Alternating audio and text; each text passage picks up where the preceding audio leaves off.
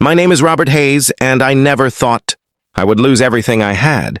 built over 20 years at Continental Foods until the day my manager called me into a glass office and told me my position was being eliminated effective immediately, and I remember walking out of that building carrying a cardboard box with my belongings while people I had trained for years avoided eye contact with me because they knew what was coming for them too, but couldn't say a word, and for months I sent out resumes that vanished into silence while my savings drained away, and my son Ethan, who was only 8 years old, kept asking why I was always home now, and I didn't have the heart to tell him the truth, so instead I told him I was taking a break. And one afternoon while driving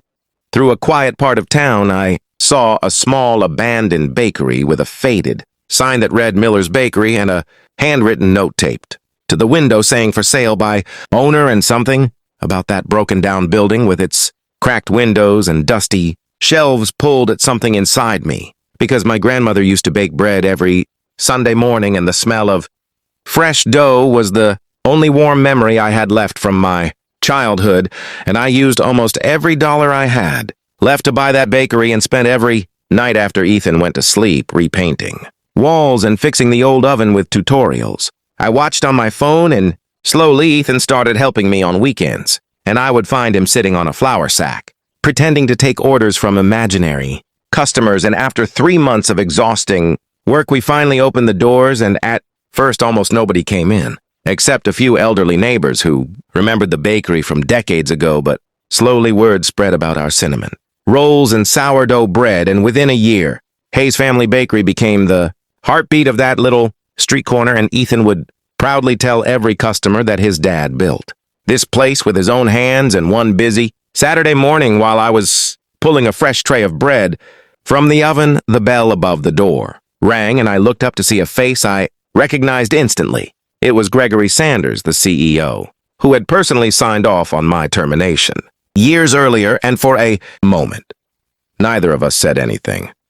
as he stood there staring at the bakery in disbelief. And he finally said, "Robert, is that really you?" And I nodded and told him welcome to my bakery. And he looked around at the busy tables and the line of customers and said, "I heard this place was incredible, but I didn't expect to find you here." And I simply said losing that job was the hardest thing that ever happened to me, but it turned out to be the reason I found this. And he lowered his eyes and admitted that the company had gone through massive restructuring after I left, and things had never really recovered the way leadership expected, and he congratulated me sincerely, and I could see genuine respect in his eyes, something that was never there when he used to walk past my desk without acknowledging me, and before leaving, he shook my hand and said, "You turned pain into something beautiful." And as he walked out the door, Ethan tugged on my sleeve and asked who that man was, and I smiled and told him someone who taught